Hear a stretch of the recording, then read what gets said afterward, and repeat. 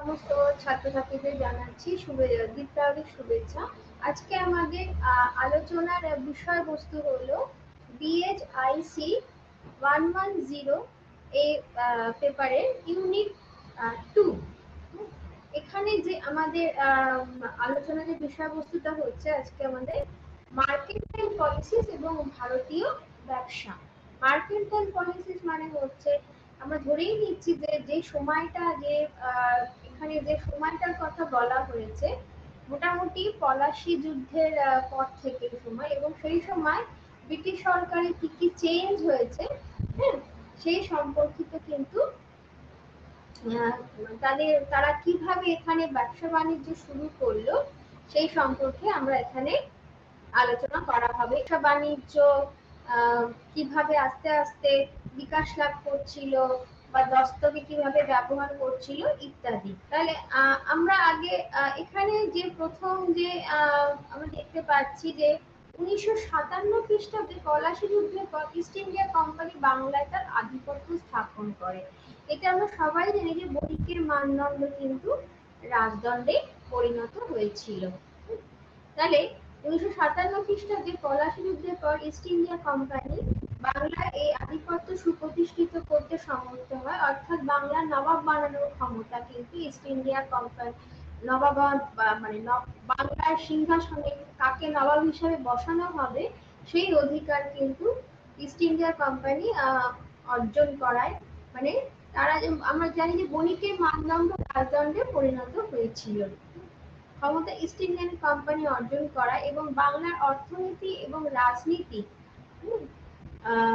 দুটিরই নিয়ন্ত্রণের ভূমিকায় আসীন হওয়ায় বাংলার অর্থকে তারা নিজ স্বার্থে ব্যবহার করার কিন্তু এক সুবর্ণ সুযোগ পেয়েছিল।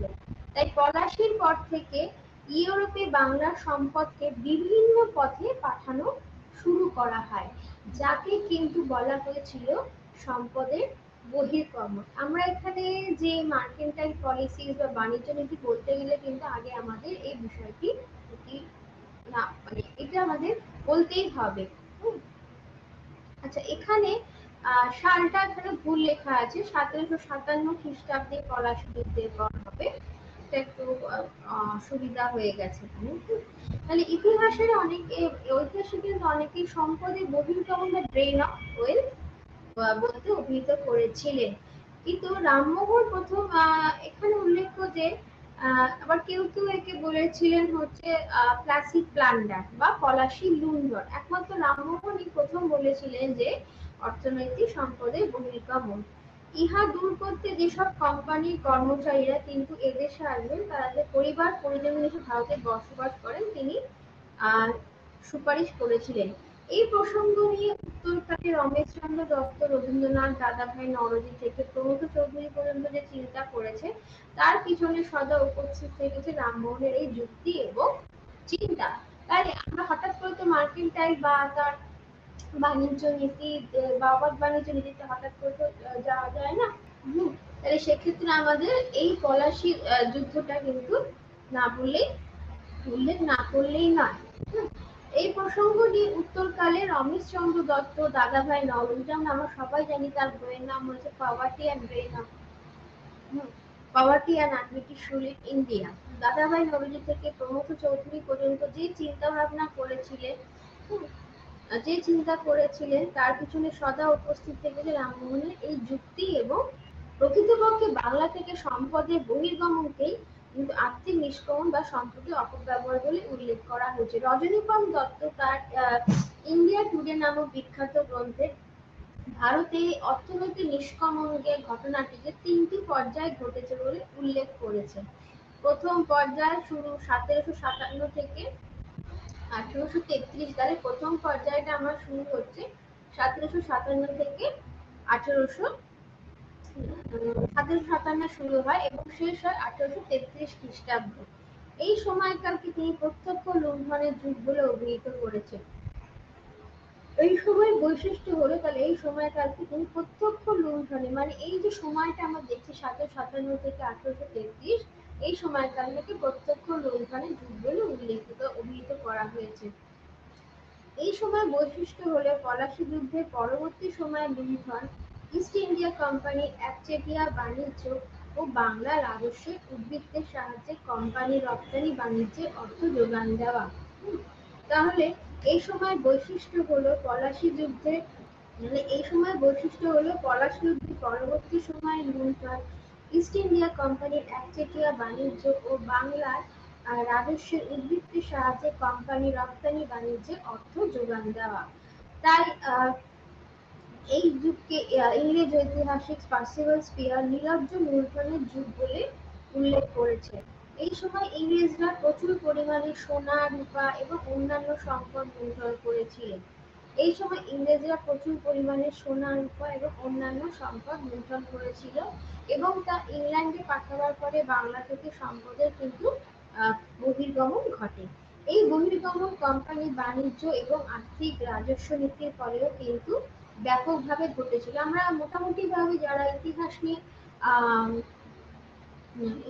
পড়াশোনা করি, আমরা জানি যে শুধুমাত্র যে বাণিজ্যিক কারণে তা নয়, কোম্পানি নিজস্ব ব্যক্তিগত কারণে কিন্তু বাংলা থেকে প্রচুর পরিমাণে অর্থের নিষ্কাশন ঘটেছিল। দ্বিতীয় পর্যায়টি শুরু হয়েছিল 1833 খ্রিস্টাব্দে এবং শেষ হয় 1858 খ্রিস্টাব্দে। দ্বিতীয় পর্যায় শুরু হয়েছিল 1833 খ্রিস্টাব্দে এবং শেষ হয় 1858 খ্রিস্টাব্দে। এই পর্যায়কে অবাধ বাণিজ্যের যুগ বলা হয়। তাহলে মোটামুটি এই পর্যায়কে আমরা জানি অবাধ বাণিজ্যের যুগ বলা হয়। এই যুগে ভারতের তুলো জলপথে সস্তায় নিয়ে, তাহলে মোটামুটি আমরা একটা দেখলাম 1757 থেকে 1833 অব্দি, আরেকটা হচ্ছে 1833 থেকে 1858 খ্রিস্টাব্দ অব্দি। এই পর্যায়কে অবাধ বাণিজ্যের যুগ বলা হয়। এই যুগে ব্রিটেনে ভারতের তুলো জলপথে সস্তায় নিয়ে গিয়ে, এটা আমরা প্রত্যেকেই জানি যে এখান থেকে কটন কিন্তু বাইরে যেত। তুলো জলপথে সস্তায় নিয়ে গিয়ে ম্যানচেস্টারের কলে কাপড় বুনে তা ভারতের বাজারে বিক্রি করে কিন্তু প্রভূত মুনাফা অর্জন করা প্রধান বৈশিষ্ট্য। তার মানে এখান থেকে কাঁচামাল নিয়ে গিয়ে তাদের দেশের মেশিনে কাপড় বুনে এখানে কম দামে বিক্রি করে মুনাফা অর্জন করাই কিন্তু এদের মূল বৈশিষ্ট্য। এটা বৈশিষ্ট্য ছিল, মানে আমাদেরই কাঁচামাল ব্যবহার করে আমাদেরকেই লুট করে আমাদের এখানে কম দামে বিক্রি করে ওখানে বেশি দামে বিক্রি করে মুনাফা অর্জন করাই কিন্তু তাদের মূল বৈশিষ্ট্য ছিল। অবশ্য ব্রিটেনের অন্যান্য কলকারখানার জন্য কিন্তু ভারত থেকে কাঁচামাল যোগান দেওয়া ছিল এই দুটো বৈশিষ্ট্য। তাই ব্রিটেনের অন্যান্য কলকারখানার জন্য ভারত থেকে কাঁচামাল যোগান দেওয়া ছিল এই দুটো বৈশিষ্ট্য। তাই ঐতিহাসিক পার্সিভাল স্পিয়ারের মতে এটা কি ছিল, যে এটা ব্রিটেনের ব্যবসা না, এরা ছিল শুধুমাত্র লুণ্ঠন। তাহলে মানে কি, এটা আমরা দেখছি এটা কিন্তু যে মানে তার মানে এটা হচ্ছে ব্রিটিশের কিন্তু কোনো বাণিজ্য নয়, এটা কিন্তু হচ্ছে শুধুমাত্র লুণ্ঠন, বাণিজ্যের আড়ালে থেকে লুণ্ঠন করা। এই যুগে দেশীয় শিল্পগুলিকে সুপরিকল্পিতভাবে কিন্তু এই সময় ধ্বংস করা হয়েছিল। এই সময় আমরা জানি যে বাংলায় বস্ত্রশিল্পের ব্যাপক ক্ষতি হয়েছিল এবং অবশিল্পায়নও হয়েছিল, কারণ একটা শিল্প নষ্ট হয়ে যাওয়ার পরে তার পরিপূরক হিসাবে কিন্তু অন্য কোনো শিল্প এখানে গড়ে ওঠার সুযোগ পায়নি। এই যুগে দেশীয় শিল্পগুলি তাহলে তৃতীয় পর্যায়ে যুক্তি হচ্ছে অর্থনৈতিক সাম্রাজ্যবাদের যুগ। তাহলে তৃতীয় পর্যায়ের যুক্তি আমরা কি বলতে পারি, অর্থনৈতিক সাম্রাজ্যবাদের যুগ। কিরকম ভাবে এই অর্থনৈতিক সাম্রাজ্যবাদ ছিল, সেটা হচ্ছে এই যুগে বিভিন্ন সওদাগরি প্রতিষ্ঠানের মাধ্যমে অর্থনৈতিক শোষণের প্রক্রিয়াটি আরো তীব্র হয়। বিভিন্ন সওদাগরি প্রতিষ্ঠানের মাধ্যমে কিন্তু অর্থনৈতিক শোষণের প্রক্রিয়াটি আরো দৃঢ় হয়েছিল, তীব্র হয়ে উঠেছিল। এই কথাটি আরো এই যুগে বিভিন্ন সওদাগরি প্রতিষ্ঠানের মাধ্যমে অর্থনৈতিক শোষণের প্রক্রিয়াটি কিন্তু আরো তীব্র হয়। তবে একটা কথা মনে রাখতে হবে যে তিনটি পর্যায়ে কিন্তু কোনো পর্যায়ে পৃথক নয়, প্রত্যেকটি পর্যায়ে লুণ্ঠন ছিল অব্যাহত। তাহলে আমাদের কি মনে রাখতে হবে, তিনটি পর্যায়ে, কোনো পর্যায়ে কিন্তু পৃথক না, প্রত্যেকটি পর্যায়ে লুণ্ঠন ছিল অব্যাহত, শুধুমাত্র পথ ছিল হচ্ছে ভিন্ন। 1870 খ্রিস্টাব্দের পর 1870 খ্রিস্টাব্দের পর কিছু ভারতের এই সম্পদ লুণ্ঠনকে ভারতের জাতীয়তাবাদী নেতারা কি বলেছিল, ভারতের সম্পদ লুণ্ঠনকে ভারতের জাতীয়তাবাদী নেতারা ড্রেনস অফ ওয়েলথ বলে অভিহিত করেন। ভারতের সম্পদ লুণ্ঠনকে ভারতের জাতীয়তাবাদী নেতারা ড্রেনস অফ ওয়েলথ নামে অভিহিত করেছেন। জাতীয়তাবাদী নেতা দাদাভাই নওরোজি তাহলে এটাকে কি বলা হয়েছে, তার মানে এই যে তিনটি যে পর্যায়ে আমরা দেখলাম, প্রত্যেকটি পর্যায়ে লুণ্ঠন ছিল অব্যাহত, শুধুমাত্র পথ কিন্তু ছিল একদম ভিন্ন। 1870 খ্রিস্টাব্দের পর ভারতের এই সম্পদ লুণ্ঠনকে ভারতের জাতীয়তাবাদী নেতারা ড্রেনস অফ ওয়েলথ নামে অভিহিত করেছেন। জাতীয়তাবাদী নেতা দাদাভাই নওরোজি তার পভার্টি অ্যান্ড আনবিউটিফুল ইন্ডিয়া নামক গ্রন্থে বলেছিলেন যে ভারতের অসীম দারিদ্র্যের কিন্তু প্রধান কারণ ছিল ভারত থেকে ব্রিটেনে প্রচুর পরিমাণে ব্রিটেনের সম্পদের বহির্গমন। তার মধ্যে কেবলমাত্র দ্রব্যাদি বা পুঁজির আকারে কিন্তু নিঃসরণ ঘটেনি, পুঁজির আকারে এর সঙ্গে সঙ্গে আমরা কি দেখেছি যে শ্রম দক্ষতা, শুধুমাত্র যে পুঁজি চলে গেছে তা কিন্তু নয়, বা দ্রব্যাদি চলে গেছে তা কিন্তু নয়, শ্রম দক্ষতা, কারণ এখান থেকে তারা কিন্তু শ্রমিকও নিয়ে যেত, সস্তা এখানে শ্রমিক পাওয়া যেত। শ্রম দক্ষতার অদৃশ্য নিঃসরণ ঘটেছিল, কেননা বাধাহীন বৈদেশিক প্রতিযোগিতায়, কারণ সেই সময় ইংল্যান্ডের সেই অর্থে কিন্তু কোনো প্রতিযোগী ছিল না। বাধাহীন বৈদেশিক প্রতিযোগিতায় একের পর এক যখন শিল্প ধ্বংস হয়ে যাচ্ছিল, কারণ এখানে তখন কেউ অন্যান্য কোনো ডাচ, পর্তুগিজ, কেউ সে অর্থে ছিল না, শুধুমাত্র কিন্তু সেই সময় পুরো ওই সময় ইস্ট ইন্ডিয়া কোম্পানি বা ব্রিটিশ সরকার তারাই কিন্তু এখানে রাজত্ব করছিলেন। তার মানে কি যে সঙ্গে সঙ্গে তাহলে শ্রম দক্ষতারও কিন্তু আচ্ছা, একেবারে শিল্প ধ্বংস হচ্ছিল এবং জনগণ কিন্তু ক্রমশ কৃষি ব্যবস্থার উপরে নির্ভরশীল হয়ে যেতে বাধ্য হচ্ছিল। ব্রিটিশ সংযোগ ভারত থেকে ইংল্যান্ডে একতরফা সম্পদ প্রবাহ ছাড়া ভারতকে আর কিছুই কিন্তু দেয়নি।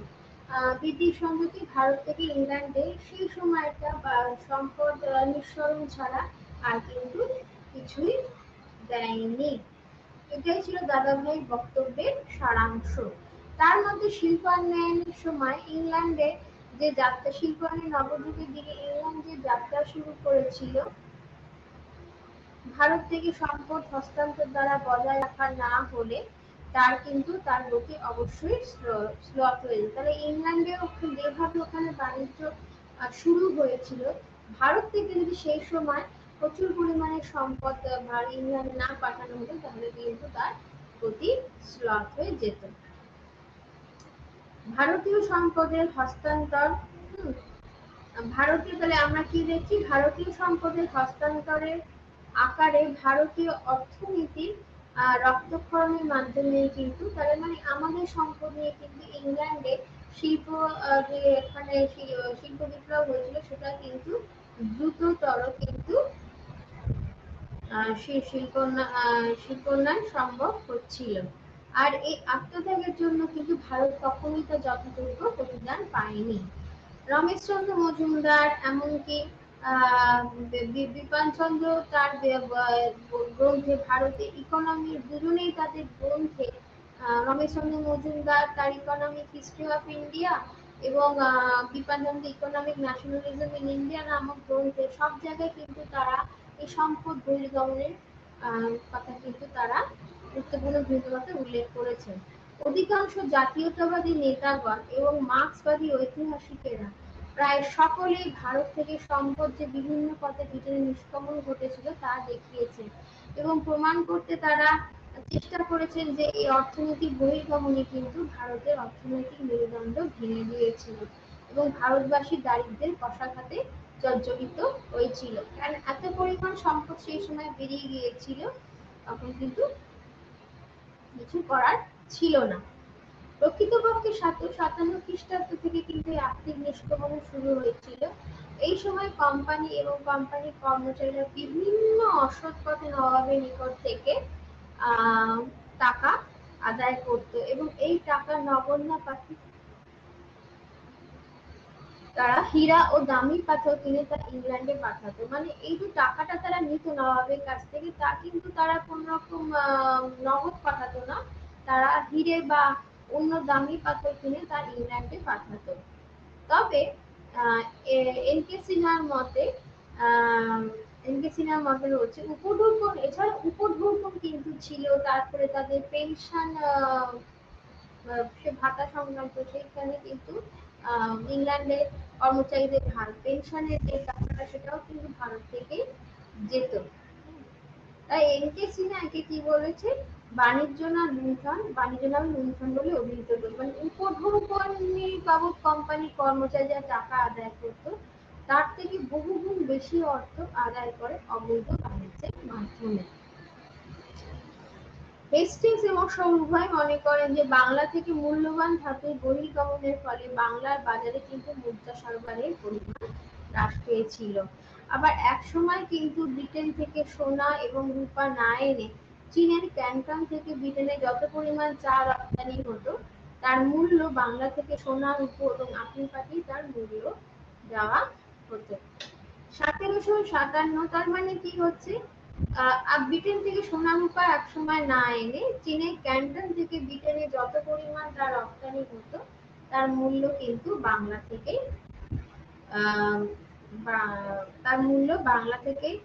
দেওয়া, তার মূল্য বাংলা থেকে সোনা রূপা এবং আপেল পাঠিয়ে তার মূল্য দেওয়া হতো। তার মানে বাংলা থেকে কিন্তু সমানে অর্থে বহির্গমন হতেই চলেছিল।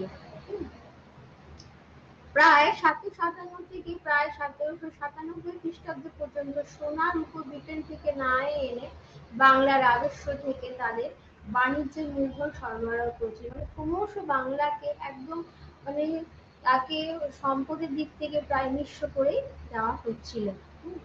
তাছাড়া এশিয়ার বিভিন্ন ব্রিটেন বাণিজ্যের কিন্তু মারফত ইংল্যান্ডে কিন্তু এই অর্থ পাঠানো হতো। এই স্বল্প পরিসরে আর্থিক নিষ্ক্রমণে এই যে আমরা একটা বিভাগ ধরে এই সময় সময় ধরে ধরে বলা হচ্ছে যে এই সময় আর্থিক নিষ্ক্রমণ ঘটেছিল, সেটা কিন্তু ঠিক সঠিকভাবে নির্ধারণ করা যায় না, কারণ তখনও কিন্তু সেই সময় ঘটেছিল বা তারপরে ঘটেছিল কিনা ইত্যাদি ইত্যাদি। তবে সম্পদের বহির্গমন যথার্থ ঘটেছিল কিনা এ নিয়ে কিন্তু ঐতিহাসিকদের মধ্যে ভীষণভাবে বিতর্ক আছে। কারণ কোনো কোনো ঐতিহাসিক মনে করেছিলেন যে না, এখানে তারা ব্যবসাই করছিল, সেই অর্থে কোনো সম্পদের বহির্গমন কিন্তু ঘটেনি। বাংলাও তার পরিবর্তে এদেশে অনেকেই ব্যবসা করে ধন কুবের হয়ে গিয়েছিল। মানে আমাদেরই অর্থ করে তারা কিন্তু নিজেরাই এখানে বণিক হয়ে গিয়েছিল। মোটামুটি ভাবে দেখা যাচ্ছে যে আমাদেরই অর্থ নিয়ে তারা কিন্তু বড়লোক হয়েছিল। কারণ মুঘল যুগেও কিন্তু বাংলার রাজস্ব, হ্যাঁ, তার মুঘল যুগে বাংলার রাজস্ব কি হয়েছিল, মুর্শিদকুলি শাসনকালে মুঘল রাজদরবারে পাঠানো হতো এবং এই বাংলার যে রাজস্ব সেটা কিন্তু মুর্শিদকুলি শাসনকালে মুঘল রাজদরবারে পাঠানো হতো এবং এই অর্থে ঔরঙ্গজেবের শাসনকালের শেষ দিকে মুঘল সম্মান কিন্তু রক্ষিত, মানে তাকে বজায় রাখা গিয়েছিল। মানে বাংলার রাজস্ব মুঘল দরবারে পাঠানো হতো, কারণ মুঘল সমাজের শেষের দিকে কিন্তু অর্থ ক্ষয় সবকিছু দিক থেকেই ক্ষয় হয়েছিল এবং তা ঔরঙ্গজেবের রাজত্ব শাসনকালের শেষ দিকে মুঘলদের যে ঐতিহ্য তা সংগ্রাম পরিলক্ষিত হয়েছিল, কিন্তু এই যুক্তি কেউই মেনে নিতে পারেননি। এই যুক্তির কোনো যে সারবত্তা বা তার জন্য কোনো যৌক্তিকতা আছে বলে কিন্তু অনেকে মনে করেন না, কারণ অনেকে মনে করেন মুঘল সরকার ছিল কিন্তু সম্পূর্ণভাবে ভারতীয়, তাদের অর্থ তো বিদেশে যেত না, বাংলা ছিল তাদের শাসনের অধীন, তাই এক স্থানে অন্য স্থানে অর্থ থেকে কিন্তু বিদেশে যাচ্ছে না, এটাকে কখনোই সম্পদের বহির্গমন বা আর্থিক নিষ্ক্রমণ কিন্তু বলা যায় না। কিন্তু কোম্পানি ভারতের সম্পদ সেটা কিন্তু আমাদেরকে বাইরে পাঠাতো। তাই বলা হয় যে ইকোনমিক ব্রেনের মাধ্যমে যে সম্পদ ব্রিটেনে চলে যায় সেটা যদি ভারতে থাকতো তাহলে কিন্তু জাতীয় সম্পদ অনেক পরিমাণে বৃদ্ধি পেত। সে তো নিশ্চয়ই বৃদ্ধি পেত, কিন্তু সেই অর্থে বৃদ্ধি পায়নি। কারণ এত পরিমাণে অর্থ নিষ্কাশন হয়েছে যে এটাকে বলা যায় না বৃদ্ধি পেয়েছিল। আবার কোনো কোনো ঐতিহাসিক মনে করেন যে বাংলার প্রেরিত অর্থে ইংল্যান্ডে তৎকালীন ইংল্যান্ড বা মানে বাংলার প্রেরিত অর্থে ইংল্যান্ডের শিল্প বিপ্লব ঘটেছিল, এই মত কিন্তু যথার্থ নয়। তাহলে কি বাংলার প্রেরিত অর্থে ইংল্যান্ডের শিল্প বিপ্লব ঘটেছিল, এই মত কিন্তু যথার্থ না। কারণ ইংল্যান্ডের শিল্প বিপ্লব ঘটেছিল তৎকালীন ইংল্যান্ডের অনুকূল কতগুলি পরিস্থিতির জন্য।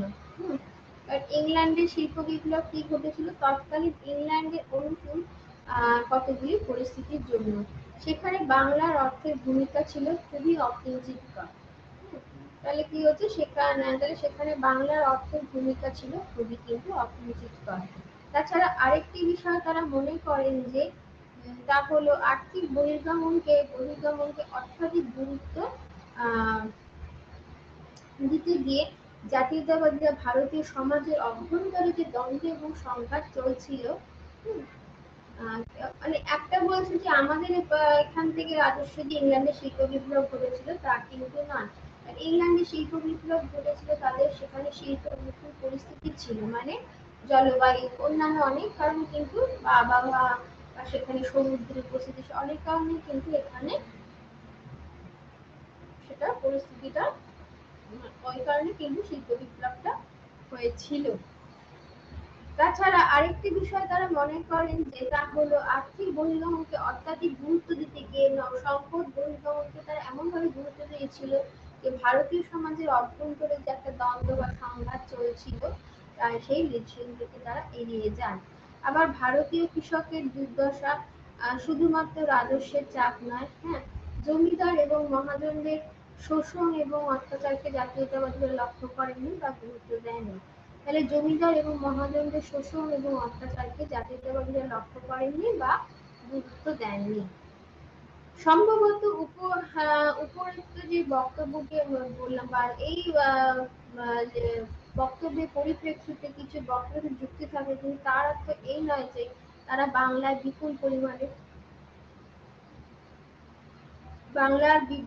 পরিমাণে সম্পদ বিদেশে চালান করে বাংলার অর্থনীতিকে ক্ষতিগ্রস্ত করেনি। ফরাসি পরবর্তী লুণ্ঠন এবং বাংলার সম্পদের বহির্গমন বাংলার অর্থনীতিকে যে পঙ্গু করে দিয়েছে তাতে কিন্তু কোনো সন্দেহ নেই। সে তো নিঃসন্দেহে বাংলার যে অর্থনীতিকে করেছিল তাতে কিন্তু কোনো সন্দেহ নেই। আবার বাংলার সম্পদের বহির্গমন যে গ্রেট ব্রিটেনকে সমৃদ্ধশালী করেছিল তাতে কিন্তু কোনো আবার বাংলা সম্পদের বহির্গমন যে গ্রেট ব্রিটেনকে সমৃদ্ধশালী করেছিল তাতেও কিন্তু কোনো সন্দেহ নেই। রজনীকান্ত দত্ত তার ইন্ডিয়া টুডে নামক গ্রন্থে বলেছিলেন যে অষ্টাদশ শতাব্দীর দ্বিতীয়ার্ধে আধুনিক ইংল্যান্ড গড়ে ওঠার পিছনে বাংলার অর্থনৈতিক বহির্গমনের কিন্তু ভূমিকা ছিল ভীষণভাবে গুরুত্বপূর্ণ। তার মানে কিছু ঐতিহাসিক এর পক্ষে বলেছিল বা কিছু ঐতিহাসিক কিন্তু এই কিন্তু বিপক্ষে বলেছিল। তবে বাংলার অর্থনীতিতে সার্বিক তথ্যের অভাবে আর্থিক বহির্গমনের ফলে কোন ক্ষেত্রে কি প্রভাব ফেলেছিল তা কিন্তু বলা শক্ত। তবে বাংলার জনজীবন যে আর্থিক নিষ্কাশনের ফলে চরম দুর্দশাগ্রস্ত হয়েছিল তা কিন্তু যথাযথ। আর অর্থনৈতিক বহির্গমন সম্পর্কে শেষ কথাটি কিন্তু বলেছিলেন রমেশচন্দ্র দত্ত। এটা গেল এই আলোচনার একটি দিক, যেখান থেকে আমাদের দেখতে হবে যে আর্থিক এই সম্পদ থেকে মানে তাদের কি সব নীতি ছিল, তাদের মার্কেটিং পলিসি কি ছিল, মানে তাদের ব্যবসায়িক বা বাণিজ্য নীতি কি ছিল, বাণিজ্য তত্ত্ব কি ছিল। এবার আমরা দেখব যে 1600 খ্রিস্টাব্দে তৎকালীন রানী এলিজাবেথের একটা সনদের দ্বারা ইস্ট ইন্ডিয়া কোম্পানি কিন্তু বিধিবদ্ধ হলো। এতদিন যারা যে করেছিল সেক্ষেত্রে কিন্তু বিধিবদ্ধ ছিল না। তাহলে একটা সনদের বা একটা উকিলের দ্বারা কিন্তু ইস্ট ইন্ডিয়া কোম্পানি বিধিবদ্ধ হয় 1857 খ্রিস্টাব্দে। আর এটা আমরা জানি 1813 খ্রিস্টাব্দ পর্যন্ত এই কোম্পানি ভারত এবং ভূপ্রাচ্যের সঙ্গে একচেটিয়া বাণিজ্যের অধিকার ভোগ করত। তার মানে কি 1813 খ্রিস্টাব্দ পর্যন্ত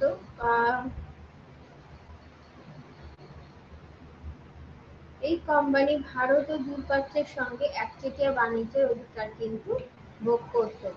দিল্লি সম্রাট এবং ভারতের অন্যান্য স্থানীয় শাসকগণের নিকট থেকে কিছু বাণিজ্যিক সুযোগ সুবিধা আদায় করে এই কোম্পানি ভারত ও ইংল্যান্ডের মধ্যে এক বিস্তৃত বাণিজ্যের সূচনা করে। তাহলে ইস্ট ইন্ডিয়া কোম্পানি কি করলো? দিল্লির সম্রাট এবং ভারতের অন্যান্য স্থানীয় শাসকগণের নিকট থেকে কিছু বাণিজ্যিক সুযোগ সুবিধা আদায় করে এই কোম্পানি ভারত ও ইংল্যান্ডের মধ্যে এক বিস্তৃত বাণিজ্যের কিন্তু সূচনা করে। কিন্তু তাদের যে সুযোগ সুবিধাগুলো দেওয়া হয়েছিল তারা কি করে? তারা ব্যক্তিগত বাণিজ্যের জন্য কিন্তু এই সুযোগ সুবিধাগুলো তারা ব্যবহার ব্যক্তিগত বাণিজ্যের জন্য কিন্তু তারা এই সুযোগ সুবিধাগুলো তারা ব্যবহার করতো। মানে তাদের যে সুযোগ সুবিধাগুলো দেওয়া হয়েছিল তারা নিজেদের ব্যক্তিগত বাণিজ্যের ক্ষেত্রেও কিন্তু এই সুযোগ সুবিধাগুলি গ্রহণ করেছিল।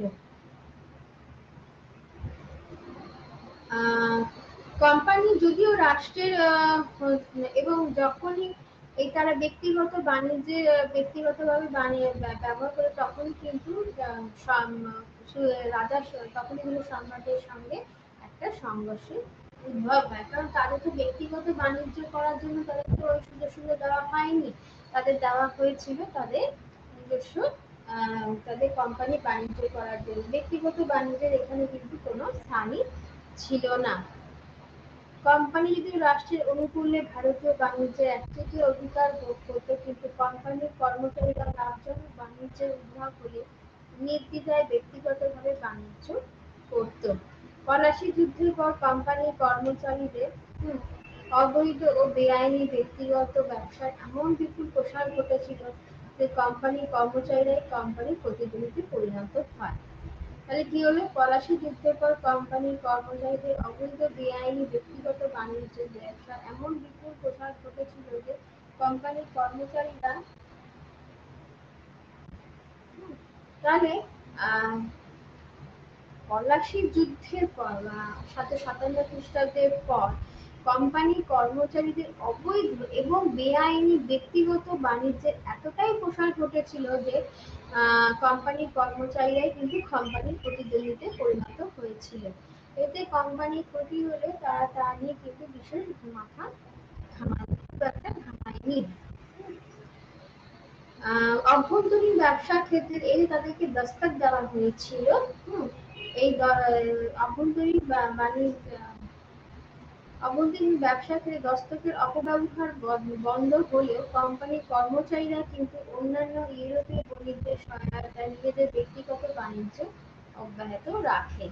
দস্তকের ব্যবহার কিন্তু কোম্পানি ব্যক্তিগত যেটা অভ্যন্তরীণ ব্যবসার জন্য করা হয়েছিল, অন্যান্য ইউরোপীয় কোম্পানির সহায়তায় তারা কিন্তু সেটাকে ব্যক্তিগত বাণিজ্য অব্যাহত রাখে।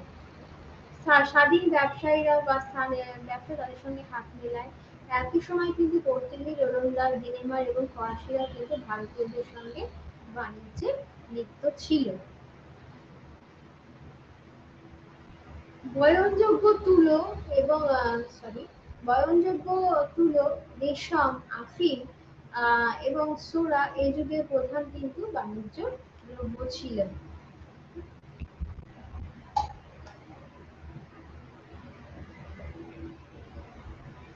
তাহলে আমরা কি দেখতে পাচ্ছি?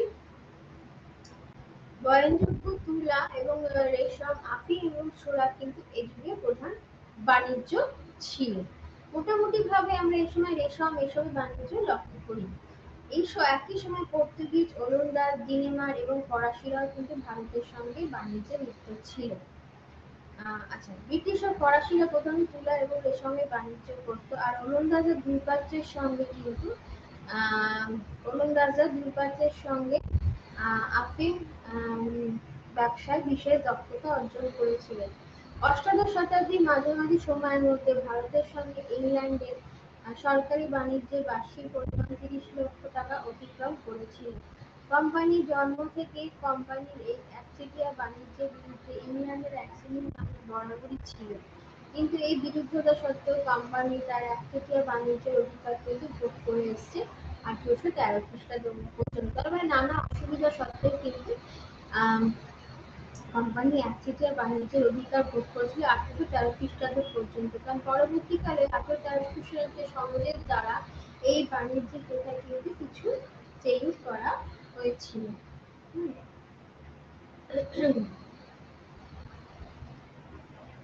1813 খ্রিস্টাব্দে কোম্পানির একচেটিয়া কারবারের অবসানের জন্য সবথেকে ভূমিকা বেশি পালন করছে ল্যাঙ্কাশায়ারের বস্ত্র উৎপাদনকারী।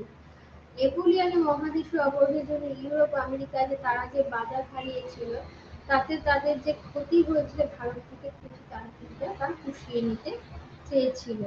তবে 1757 খ্রিস্টাব্দে পলাশী যুদ্ধের পর থেকে 1813 খ্রিস্টাব্দ পর্যন্ত এই সময়কালটাই কিন্তু ছিল ভারতে গণতন্ত্রবাদের যুগ। এই সময় ভারতে ইস্ট ইন্ডিয়া কোম্পানি চূড়ান্তভাবে একচেটিয়া বাণিজ্যে কিন্তু তার মানে দেখতে পাচ্ছি যে 1757 খ্রিস্টাব্দে পলাশী যুদ্ধের পর থেকে 1813 খ্রিস্টাব্দ পর্যন্ত এই সময়টা ছিল ভারতের গণতন্ত্রবাদের যুগ। এই সময় ভারতে ইস্ট ইন্ডিয়া কোম্পানি চূড়ান্তভাবে একচেটিয়া বাণিজ্যের অধিকার কিন্তু ভোগ করেছিল। কোম্পানি উদ্বৃত্ত রাজস্ব দিয়ে তারা কি করতো? উদ্বৃত্ত সদস্য দিয়ে তারা খুব কম করেও ভারতের বিশেষ করে বাংলার উৎপন্ন দ্রব্য ক্রয় করে ইংল্যান্ডের তথা ইউরোপে চালান দিত। ইংল্যান্ডে শিল্প বিপ্লব ঘটলে তাহলে আমরা কি দেখতে পাচ্ছি যে ইংল্যান্ডের শিল্প বিপ্লব ঘটে বাণিজ্যের চরিত্রে কিন্তু কিছুটা পরিবর্তন ঘটে। সেক্ষেত্রে পরিবর্তন ঘটবেই। এখানে উল্লেখ্য কোম্পানি যতদিন রাজনৈতিক ক্ষমতার অধিকারী হয়নি ততদিন পর্যন্ত এই একচেটিয়া বাণিজ্যের অধিকার কোম্পানির সঙ্গে যুক্ত হয়নি। যতদিন একচেটিয়া কোম্পানির সঙ্গে যুক্ত হয়ে এরকম অনেক ইংরেজ বণিক কিন্তু একচেটিয়া যতদিন তারা রাজনৈতিক ক্ষমতার অধিকারী হয়নি ততদিন কিন্তু একচেটিয়া বাণিজ্যের অধিকার কোম্পানির সঙ্গে যুক্ত ছিল। তার মানে তারা যতদিন পর্যন্ত রাজনৈতিক ক্ষমতার অধিকার পায়নি ততদিন পর্যন্ত তারা সে একচেটিয়া বাণিজ্য করেই যেত এবং সেখান থেকে তারা কিন্তু অনেক অর্থ উপার্জনও করেছিল। কিন্তু ভারতে নিরঙ্কুশ ক্ষমতা অধিকারের পরে ইংরেজ কোম্পানি ভারতে ব্যবসা বাণিজ্যের ক্ষেত্রে অন্যান্য ইউরোপীয় প্রতিদ্বন্দ্বীগণকে বিতাড়িত করার ক্ষমতা অর্জন করে। সেই সময় ভারতে ইংরেজ কোম্পানির দুই শক্তিশালী প্রতিদ্বন্দ্বী ছিল ওলন্দাজ এবং ফরাসি বণিকরা। এবং ইংরেজ কর্মচারী ভারতীয় বাণিজ্য ক্ষেত্র থেকে ওলন্দাজ এবং ফরাসি গণকে বিতাড়িত করে। এই দুটি দেশের পক্ষে ভারতের পণ্য সামগ্রী বিক্রি করা কিন্তু নিষিদ্ধ হয়। ভারতে ইংরেজ কোম্পানির একচেটিয়া বাণিজ্যের অধিকার কিন্তু আরো সুদৃঢ় হয়েছিল। অষ্টাদশ শতাব্দীর শেষের দিকে ইংল্যান্ডের কিন্তু শিল্প বিপ্লব ঘটল। ইংল্যান্ডের অর্থনৈতিক জীবনে এক বিরাট পরিবর্তন ঘটে। তার মানে আমরা পরেরটা আমরা কি দেখতে পাচ্ছি যে অষ্টাদশ শতাব্দীর শেষ দিকে ইংল্যান্ডের শিল্প বিপ্লব ঘটলে ইংল্যান্ডের অর্থনৈতিক জীবনে একটা বিরাট পরিবর্তন অবভিয়াসলি সেটা তো ঘটবেই। কারণ যেখানে একটা বিপ্লব হয়েছে শিল্প বিপ্লব তাহলে ইংল্যান্ডের অর্থনৈতিক জীবনে বিরাট পরিবর্তন ঘটে এবং সমগ্র বিশ্বে ব্যবসা বাণিজ্যের ক্ষেত্রে কিন্তু এর সুদূরপ্রসারী প্রভাব পড়ে। তাহলে সমগ্র বিশ্বে ব্যবসা বাণিজ্যের ক্ষেত্র থেকে এর কিন্তু সুদূরপ্রসারী একটা প্রভাব পড়েছিল। কিরকম প্রভাব পড়েছিল? এর ফলে সমগ্র বিশ্বের অর্থনৈতিক জীবনে একটা বিরাট পরিবর্তন ঘটে যায়। সমগ্র বিশ্বের অর্থনৈতিক জীবনে বিরাট পরিবর্তন ঘটে যায়। শিল্প বিপ্লবের ফলে ইংল্যান্ডে অসময় বেশি এবং ভালো শিল্পজাতের দ্রব্য উৎপন্ন হলে সেই পণ্য বিক্রয়ের জন্য কিন্তু একটুকু বাজারের প্রয়োজন হয়ে পড়েছিল। তাহলে কি ইংল্যান্ডে অল্প সময় বেশি এবং ভালো জিনিসপত্র তৈরি হওয়ার ফলে সেটা বিক্রয়ের জন্য এক বৃহত্তর বাজারের প্রয়োজন দেখা দিয়েছিল। কিন্তু নেপোলিয়নের যুদ্ধ এবার সেই জিনিসটা বিক্রি করবে কোথায়? নেপোলিয়নের যুদ্ধ আমেরিকার স্বাধীনতা যুদ্ধ যে আমেরিকা স্বাধীনতার ফলে ইউরোপ আমেরিকার বাজার ইংল্যান্ডের নিকট কিন্তু কিছুকালের জন্য বন্ধ হয়ে গেছিল। এই পরিস্থিতিতে ইংল্যান্ডের নতুন শিল্প বিপ্লব এবং অর্থনৈতিক বিপ্লব ভারত ইস্ট ইন্ডিয়া কোম্পানি একচেটিয়া বাণিজ্যের অধিকার অবসান ঘটে। তাহলে এই সময় কি করেছিল? এই সময় এই সময় এই সময় কোম্পানি কি করেছিল, যেটা দেখা যাচ্ছে যে নেপোলিয়নের যুদ্ধ এবং আমেরিকার স্বাধীনতা যুদ্ধের ফলে ইউরোপ ও আমেরিকার ব্যবসায়িক বাজার ইংল্যান্ডের নিকট কিন্তু কিছুদিনের জন্য বন্ধ হয়ে গিয়ে যায়। এই পরিস্থিতিতে ইংল্যান্ডের নতুন শিল্প বিপ্লব এবং অর্থনীতিবিদগণ ভারতে ইস্ট ইন্ডিয়া কোম্পানির কাছে এই পরিস্থিতিতে ইংল্যান্ডের নতুন শিল্পপতিগণ এবং অর্থনীতিগণ ভারতে ইস্ট ইন্ডিয়া কোম্পানির একচেটিয়া বাণিজ্যের অধিকারের অবসান ঘটিয়ে অবাধ বাণিজ্যের জন্য প্রবল আন্দোলনের কিন্তু সূচনা করেছিল। আন্দোলনের সূচনা করা। অপরদিকে ভারতের রাজনৈতিক প্রভুত্ব স্থাপত্য বলে কি হয়েছিল, রাজনৈতিক প্রভুত্ব স্থাপত্য বলে কোম্পানির পক্ষে ব্যবসা বাণিজ্য সুষ্ঠুভাবে পরিচালনা করা কিন্তু অসম্ভব হয়ে পড়ে এবং বাণিজ্য থেকে প্রাপ্ত আয় ভারত সাম্রাজ্য রক্ষা এবং শাসনকার্য পরিচালনায় নিয়োজিত হতে থাকে। এর ফলে কিন্তু তারা কোম্পানি ঋণগ্রস্ত হয়ে পড়ে এবং বাণিজ্য সুষ্ঠুভাবে পরিচালনা রাজনৈতিক কর্তৃত্ব স্থাপিত হলে কোম্পানির পক্ষে বাণিজ্য সুষ্ঠুভাবে পরিচালনা করা কিন্তু অসম্ভব হয়ে পড়ে এবং বাণিজ্য থেকে প্রাপ্ত আয় ভারত সাম্রাজ্য রক্ষণ এবং শাসন কার্য পরিচালনায় কিন্তু নিয়োজিত হয়। এর ফলে কোম্পানি ধীরে ধীরে ঋণগ্রস্ত হয়ে পড়ে। কোম্পানি ডাইরেক্টর সভা কিন্তু এই সময় ডাইরেক্টর সভা এই ঋণ পরিশোধ করতে অসমর্থ হয়। ফলে ইংল্যান্ডে কোম্পানির বিরুদ্ধে এক ব্যাপক আন্দোলন কিন্তু গড়ে উঠেছিল। এই অবস্থায় 1813 খ্রিস্টাব্দে কোম্পানির পুনরায় সেটাকে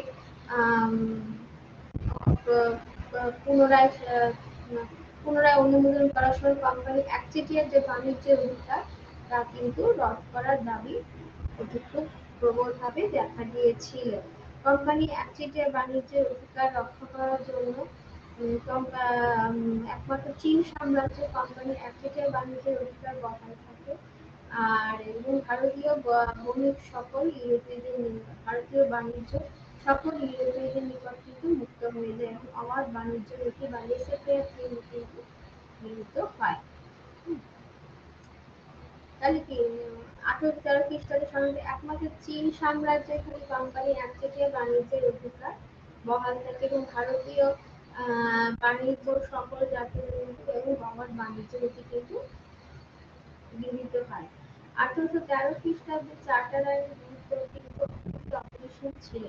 এই আইন বলে ভারতে ইস্ট ইন্ডিয়া কোম্পানি একচেটিয়া বাণিজ্যের অবসান ঘটে এবং অবাধ বাণিজ্যের অধিকার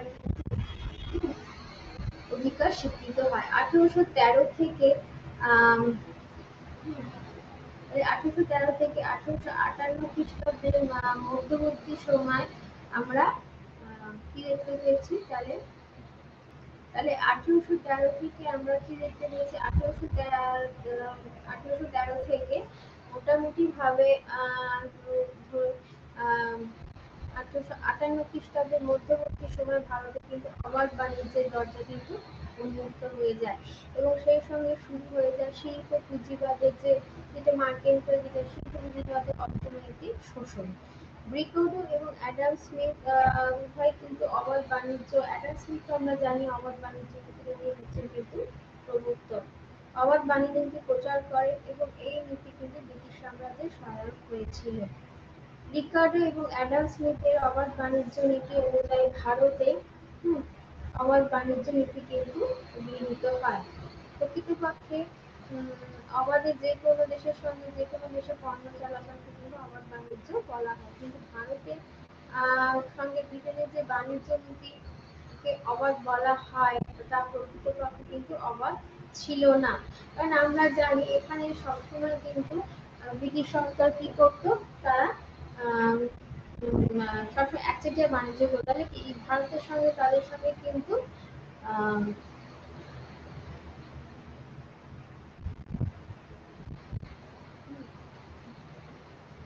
তাহলে তাদের কি হলো, তাদের কিন্তু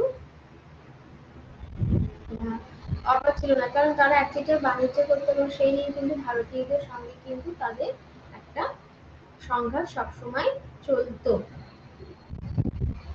প্রকৃতপক্ষে অবাধে যেকোনো দেশের সঙ্গে যেকোনো দেশে পণ্য চলাচলকে কিন্তু অবাধ বাণিজ্য বলা হয়। ভারতের ক্ষেত্রে ছিল না, কারণ চীন এবং জাপানের সঙ্গে অবাধ বাণিজ্যিক অধিকার কিন্তু পায়নি। শুধুমাত্র ইংল্যান্ডের সঙ্গে চীন এবং জাপানের সঙ্গে কিন্তু অবাধ বাণিজ্যের অধিকার পায়নি। শুধুমাত্র ইংল্যান্ডের সঙ্গে শুল্কমুক্ত অবাধ বাণিজ্য নীতি প্রচলিত ছিল। ইংল্যান্ডের মতো শিল্পোন্নত দেশের সঙ্গে অসম প্রতিযোগিতার সামনে এই ধরনের অবাধ বাণিজ্যের ক্ষেত্রে ভারতের মতো একটি ঔপনিবেশিক দেশের সঙ্গে লাভ হওয়ার কোনো সম্ভাবনাই ছিল না। এই ধরনের অবাধ বাণিজ্যের সঙ্গে ভারতের কোনো স্বার্থ কিন্তু জড়িত ছিল না। একটি বিশেষ প্রথার স্বার্থে এই বাণিজ্য কিন্তু প্রচলন করা হয়েছিল। তাই পরবর্তীকালে অবাধ বাণিজ্য নীতির অবলুপ্ত হয়ে যায় এবং জনপ্রিয়তা হারায়। সম্ভবত এই কারণে জেমস মিল ভারতের ক্ষেত্রে অবাধ বাণিজ্য নীতি অনুসরণে কিন্তু পক্ষপাতী ছিলেন না। তার মানে কি, ভারতে কোনো স্বার্থ জড়িত ছিল না, এক বিশেষ প্রথার স্বার্থে এই বাণিজ্য কিন্তু প্রচলন করা হয়েছিল। অবাধ বাণিজ্য নীতি প্রচলিত হওয়ার সঙ্গে সঙ্গে শুরু হয়ে যায় শিল্পপতিদের কিন্তু অবাধ শোষণ। ভারত ছিল কুটির শিল্পে সমুন্নত একটি দেশ এবং যার পণ্যের খ্যাতি ছিল জগৎজোড়া, সেই ভারত কিন্তু সুতি বস্ত্রে আমরা কি দেখতে পাচ্ছি, সুতি বস্ত্রে বাজারে পরিণত হয়। তার মানে এখানে আমরা কি দেখতে পাচ্ছি যে এই যেই অবাধ শিল্পপতির মধ্যে অবাধ শোষণ হয়, যে ভারত ছিল কুটির শিল্পে সমুন্নত একটি দেশ এবং যার পণ্যের খ্যাতি ছিল জগৎজোড়া, সেই ভারত কিন্তু সুতি বস্ত্রের বাজারে পরিণত হয় এবং ইংল্যান্ডে সুতি বস্ত্রের কাঁচামালের একটি সরবরাহকারী দেশে কিন্তু পরিণত হয়। ইস্ট ইন্ডিয়া কোম্পানি ব্যবসার মূল উপকরণ ছিল হচ্ছে ভারতের সুতি বস্ত্র। ইস্ট ইন্ডিয়া কোম্পানির ব্যবসার মূল উপকরণ ছিল ভারতের সুতি বস্ত্র। কিন্তু ইংল্যান্ডে কলে তৈরি কাপড়ের সঙ্গে প্রতিযোগিতায় ক্রমশ পিছু হটায় ভারতের চিরাচরিত হস্তশিল্প কিন্তু ধ্বংস সাধন হয় এবং সুতি বস্ত্রের উৎপাদনকারী দেশ ভারত সুতি বস্ত্রের আমদানি আবর্তে পতিত হয়। যে ভারত ছিল একসময় শিল্প উন্নত ছিল, সেই ভারতের শিল্প ছিল বিকেন্দ্রীকৃত এবং তার শক্তি ছিল কিন্তু হচ্ছে হাত। সেই শিল্পকে ধ্বংস করলো ব্রিটিশ কেন্দ্রীভূত শিল্প, যার শক্তি হলো স্টিম বা বাষ্প। ব্রিটিশ ভারত শিল্পজাত ভোগ্যদ্রব্য এসে বাংলা তথা ভারতের শিল্প কিন্তু ধ্বংস করেছিল। ভারতে ব্রিটিশ সাম্রাজ্য প্রতিষ্ঠার পর যখন রাজশক্তি ব্রিটিশ শিল্পের সহযোগিতা করতে লাগলো, তখনই করতে কিন্তু ভারতের নিজস্ব শিল্পের সর্বনাশ। তার মানে আমরা কি দেখতে পাচ্ছি যে এখানে যখন ব্রিটিশ আমলে প্রতিষ্ঠার পর যখন রাজশক্তি ব্রিটিশ শিল্পের সহযোগিতা করবে, তখনই করবে কিন্তু ভারতের নিজস্ব শিল্পে মানে রাজশক্তি ব্রিটিশ শিল্পের সহযোগিতা করতে হবে, তখনই কিন্তু মানে এখানে যারা রাজা ছিল তারা কিন্তু ব্রিটিশ সরকারের শিল্পের সহযোগিতা করতে থাকে এবং তখনই কিন্তু আমাদের ভারতীয় শিল্পের পতন শুরু হয়, পতন ঘটে। রাজশক্তি এবং বাণিজ্য শক্তির যৌথ আক্রমণ কিন্তু ভারতীয় শিল্প প্রতিরোধ করতে কিন্তু ভারতীয় শিল্প প্রতিরোধ করতে, কারণ ভারতীয় শিল্পের কিন্তু আলাদা করে কোনো শিল্প ছিল না। মানে তারা যে একটা শিল্প দুটো শিল্প ছিল, অনেকগুলো শিল্প থাকে, তারা তাহলে এই প্রতিরোধ কিন্তু তারা সক্ষম হতো তারা বন্ধ করতে। ঊনবিংশ শতাব্দীর দ্বিতীয়ার্ধ থেকে ব্রিটিশ অর্থনৈতিক সাম্রাজ্য ভারতে কিন্তু সুদৃঢ়ভাবে ঘাঁটি তৈরি করতে সমর্থ হয়। এই অর্থনৈতিক সাম্রাজ্যবাদের অঙ্গ ছিল ব্রিটিশ নিয়ন্ত্রিত ব্যাংক, রপ্তানি, আমদানি, বণিক সংঘ ও ম্যানেজিং এজেন্সি গোষ্ঠী। ভারতের সুতি বস্ত্রের সবচেয়ে বড় খরিদ্দার ছিল ইস্ট ইন্ডিয়া কোম্পানি। তাহলে কি ভারতের সুতি বস্ত্রের সবচেয়ে বড় খরিদ্দার কে ছিল? East India company. কিন্তু একচেটিয়া বাণিজ্যিক কোম্পানি হাতছাড়া হওয়ায় দেশি এবং বিদেশি বাজারও কিন্তু কোম্পানি হাতছাড়া হয়ে যায়। এর ফলে শুধু কোম্পানি ক্ষতিগ্রস্ত হয়নি, ভারতীয় তাঁতবস্ত্র কিন্তু চূড়ান্তভাবে ধ্বংসের সম্মুখীন হয়। ব্রিটিশ ব্যবসায়ীরা ভারতের বিস্তীর্ণ ক্ষেত্রে কিন্তু ব্যবসা করা শুরু করে দিয়েছিল। ব্রিটিশ শিল্পপতি এবং ব্যবসায়ীদের বাণিজ্যের তথা তার মানে কি এখানে আমরা কি দেখতে পাচ্ছি যে আহ, ইংল্যান্ডের যে শিল্প তারা এখানে বিশেষ করে আচ্ছা, ইংল্যান্ডের শিল্প বিপ্লব ঘটে বাণিজ্য চরিত্র ছিল সর্বোচ্চ একটা আম, পরিবর্তন তো ঘটে আমরা দেখতে পেয়েছি। 19 শতকের দ্বিতীয় অর্ধ থেকে ব্রিটিশ সাম্রাজ্য বা ভারতের সুদৃঢ়ভাবে ঘাঁটি তৈরি করতে সমর্থ হয়ে গিয়েছিল। এই অর্থনৈতিক সাম্রাজ্যবাদের অঙ্গ ছিল হচ্ছে ব্রিটিশ বিরোধী আহ, ব্রিটিশ নিয়ন্ত্রিত ব্যাংক।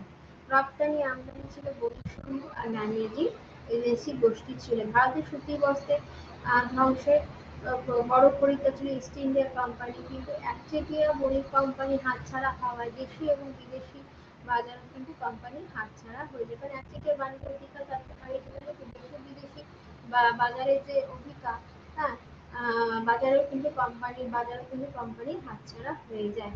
এর ফলে শুধু কোম্পানি ক্ষতিগ্রস্ত হয়নি, ভারতীয় তাঁতবস্ত্র কিন্তু চূড়ান্তভাবে ধ্বংসের সম্মুখীন হতো। তাহলে এর ফলে কিন্তু সে যে কোম্পানি ক্ষতিগ্রস্ত তা নয়, ভারতীয় তাঁতবস্ত্র কিন্তু চূড়ান্তভাবে ধ্বংসের সম্মুখীন হয়ে গেছিল। ব্রিটেনের ব্যবসায়ীরা ভারতের বিস্তীর্ণ ক্ষেত্রে ব্যবসা করতে শুরু করে।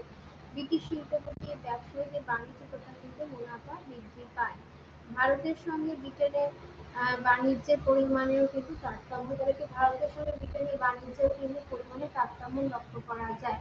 কিন্তু ভারতের জনসাধারণের নিজস্ব বাণিজ্যে কিন্তু উন্নতি ঘটেনি। প্রকৃতপক্ষে ব্রিটিশ বাণিজ্যের ঔপনিবেশিক স্বার্থে আহ, যুক্তরাষ্ট্রের ভারতীয় বাণিজ্যকে কিন্তু তাদের ব্রিটিশ বাণিজ্যের ঔপনিবেশিক স্বার্থের যুক্তরাষ্ট্রে ভারতীয় বাণিজ্যকে কিন্তু বলি দেওয়া হয়েছিল।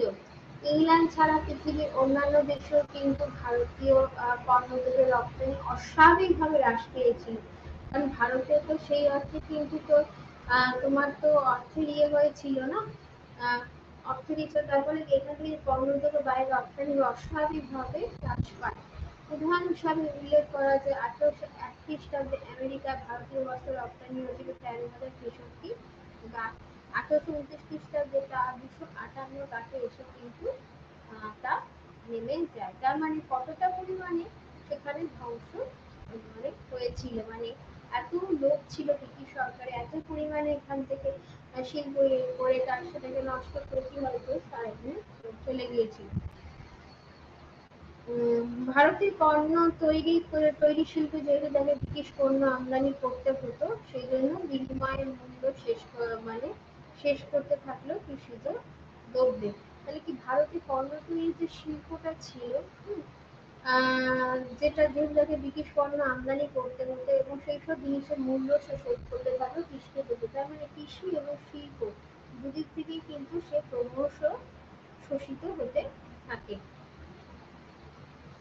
দেশের অভ্যন্তরীণ শুল্ক নবাবদের অধীনে যতদিন দুঃসহ ছিল তার থেকে কোম্পানির শাসনে কিন্তু আরো দুঃসহ হয়ে উঠল। সরকারি নথিপত্র থেকে জানা গেল যে কতগুলি সামগ্রীকে 10টি শুল্ক, চলতি আক্রমণ ইত্যাদি ইত্যাদি। ভারতের যে ব্যবসা বাণিজ্যে স্বতন্ত্র অর্থকাম হতো, সেই বাণিজ্য কিন্তু ক্রমশ বিদেশিদেরই হস্তগত হয়ে গিয়েছিল। তার ফলে কি নানান কারণে কিন্তু ভারতের যে অবাধ বাণিজ্য বা তার যে বাণিজ্যের বাণিজ্যের যে পরিবর্তন হয়েছিল এবং বাণিজ্য ক্ষেত্রে ব্যবসার ক্ষেত্রে কিন্তু অন্যদিকে বিকাশও দেখা গিয়েছিল। অবশ্য 1833 খ্রিস্টাব্দে চার্টার আইনের দ্বারা কোম্পানি তার কিছু বাণিজ্যিক বৈশিষ্ট্য হারিয়েছিল। চার্টার আইনের দ্বারা চীনের সঙ্গে কোম্পানির একচেটিয়া বাণিজ্যের অধিকারের অবসান ঘটিয়ে কোম্পানি পুরোপুরি একচেটিয়া বাণিজ্যের সরকারের অবনতি ঘটে। ফলে স্বাধীন বণিকেরা ভারতের বাজার দখল করে নেয়। এই আইনের সব থেকে গুরুত্বপূর্ণ ফল হলো ভারতের কুটির শিল্পের। তার মানে আমরা কি দেখতে পাচ্ছি, এই আইনের সব থেকে গুরুত্বপূর্ণ ফল হলো ভারতের কুটির শিল্প সম্পূর্ণ তাহলে এই আইনের সবচেয়ে আমরা কি দেখেছি গুরুত্বপূর্ণ, ভারতের কুটির শিল্প সম্পূর্ণ ধ্বংস এবং প্রকৃতপক্ষে অবাধ বাণিজ্য কিন্তু ভারতের শিল্পের বিকাশকে পুরোভাবেই পর্যদস্ত করে দিয়েছিল। ভারতের বিরুদ্ধে অসম বাণিজ্য হারের ফলে ভারতের কারিগর ভিত্তিক শিল্প উৎপাদন কিন্তু ধ্বংস হয়ে যায়। অথচ ভারত 18 শতাব্দীর প্রথমার্ধে এক বিরাট শিল্প উৎপাদনকারী কিন্তু দেশ ছিল। এখন থেকে ভারতকে ব্রিটিশ শিল্পগুলির গোলামে পরিণত করা হয়। ব্রিটেন যখন পৃথিবীর সর্বত্র প্রাধান্য উন্নত গণতান্ত্রিক দেশ হয়ে উঠল, তারা কাদের পয়সায় হয়েছিল? আমাদের পয়সা থেকে তারা উন্নত গণতান্ত্রিক দেশ হয়ে উঠেছিল।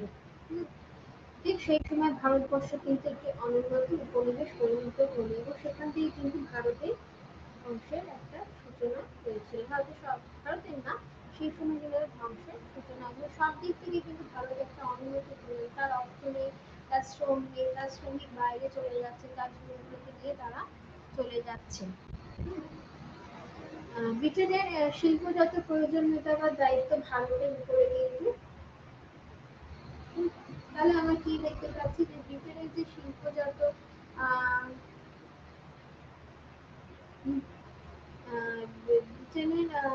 ব্রিটেনের শিল্পজাত প্রয়োজনীয়তা বা দায়িত্ব ভারতের উপরে কিন্তু চাপিয়ে দেওয়া হলো। মানে আমাদেরই অর্থ, শ্রম সবকিছু দিয়ে কিন্তু ব্রিটেনের শিল্প বিপ্লব হয়েছিল তাদের নিজস্ব কারণের জন্য, কিন্তু পরবর্তীকালে আমাদের দেশ থেকে অর্থ, শ্রমিক সবকিছু কিন্তু তারা নিয়ে তাদের দেশে ব্যবসা শিল্প বিপ্লবকে কিন্তু আরো সমৃদ্ধশালী করেছিল। সেই সঙ্গে তারা কি করতো, এখানে দেশে তৈরি করে নিয়ে এখানে অত্যন্ত চড়া দামে বিক্রি করতো। তার ফলে কি এখানে তাদের কোনো মুনাফাই থাকতো না, অথচ তারা ওইখানে কিন্তু একই জিনিস কিন্তু তারা কম দামে বিক্রি করতো। ব্রিটিশ শিল্পপতিরা এই নীতি অনুসরণ করার ফলে ভারতের শিল্পের ধ্বংসস্তূপের উপরে গড়ে উঠতে শুরু করে ব্রিটিশ গণতান্ত্রিক বৃহৎ শিল্প। এছাড়াও নীল রেশম থেকে অসংখ্য স্থাপিত হয়েছিল, যেটা আমরা সবাই জানি। কয়লা সন্ধানের পর কয়লা ব্যবসা বড় হয়ে উঠেছিল। এছাড়া 1833 খ্রিস্টাব্দের পর খনি শিল্প আরো উন্নত হয়েছিল। তুলো পাট শিল্প প্রত্যেকের সমাজের দ্বারা কিন্তু 1813 বা 33 ইস্ট ইন্ডিয়া কোম্পানি তার আইন কানুনের ক্ষেত্রে কিন্তু অনেক পরিবর্তন এসেছিল। এছাড়াও তুলো, পাট শিল্প, চা বাগান প্রভৃতি সবই বিদেশি পুঁজিপতিদের কিন্তু দখলে চলে গিয়েছিল। নতুন করে শিল্প বিস্তারের সুযোগ যাতে ভারতীয়রা না পায় তার জন্য ম্যানেজিং এজেন্সি প্রথার কিন্তু উদ্ভব ঘটে, যাতে তারা নতুনভাবে শিল্প বিকাশ না করতে পারে সেজন্য ম্যানেজিং প্রথার কিন্তু সূচনা হয়। এই প্রথা পৃথিবীর আর কোনো দেশে কিন্তু ছিল না। প্রকৃতপক্ষে অবাধ বাণিজ্যের নীতির মাধ্যমে কিন্তু ব্রিটেন ভারতের বাজার দখলে যে প্রতিযোগিতা সে কিন্তু লিপ্ত হয়েছিল। এমনকি আমদানি রপ্তানি শুল্ক নীতিও কিন্তু এই উদ্দেশ্যেই পরিচালিত হয়েছিল। তাই কি এমনকি আমদানি রপ্তানি শুল্ক নীতিও কিন্তু এই উদ্দেশ্যে পরিচালিত হয়েছিল। তাই সব দিক থেকে কিন্তু তারা ভারতবর্ষকে ভীষণভাবে অর্থনৈতিকভাবে শোষণ করে গিয়েছিল। আর এমনকি আমদানি রপ্তানি শুল্ক নীতিও কিন্তু এই উদ্দেশ্যে পরিচালিত হয়েছিল। এই শুল্ক নীতির জন্য ভারতের শিল্পায়নের প্রক্রিয়া অত্যন্ত ব্যাহত হয় বলে অনেকে মনে করে। ইংল্যান্ডের শিল্পপতিদের চাপে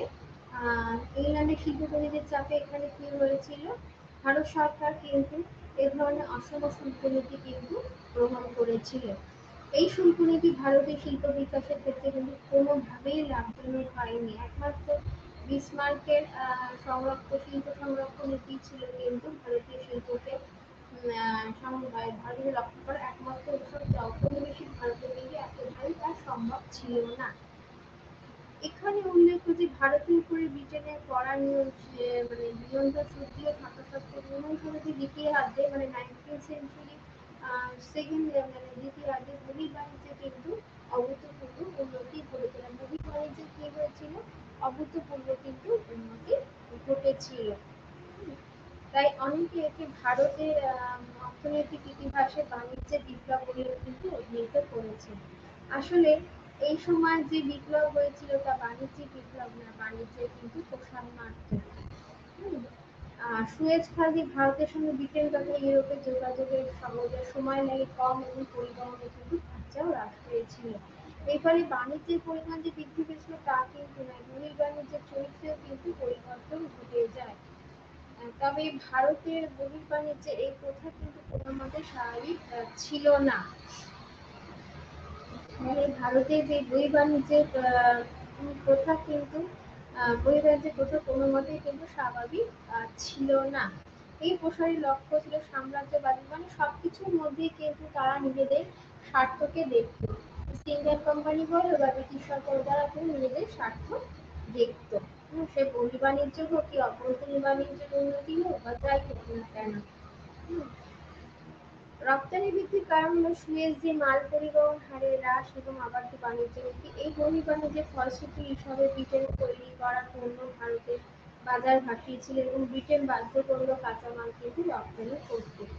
যে দুটি পণ্যদ্রব্য রপ্তানি বাণিজ্যের আসর জমিয়েছিল সেগুলি হলো কাঁচা তেল এবং খাদ্য শস্য। তাহলে মোটামুটি ভাবে দেখতে পাচ্ছি যে পুরোটা যে নষ্ট হয়েছিল তা নয়, কাঁচা খাদ্যশস্যগুলো কিন্তু সেই সময় তাদের ছিল।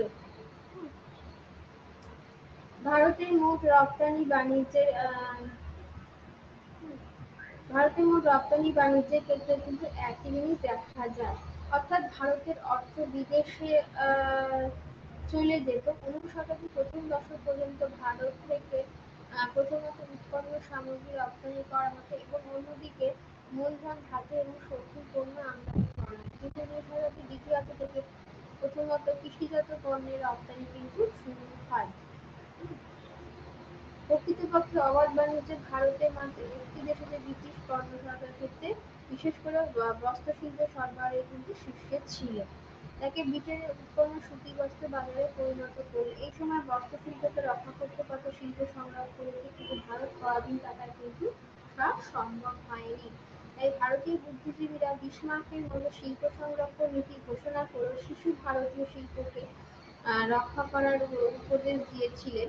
অবাধ বাণিজ্য নীতি বা মার্কেন্টাইল সমালোচনা করে মন্টেগোমারি নামে একজন তিনি ঐতিহাসিক লিখেছিলেন যে ব্রিটেন ল্যাঙ্কাশায়ার, গ্লাসগো প্রভৃতি অঞ্চলের বাষ্প ইঞ্জিন কিন্তু তৈরি সুতি বস্ত্রের সামনে শুল্ক দিয়ে হিন্দুদেরকে গ্রহণ করতে এবং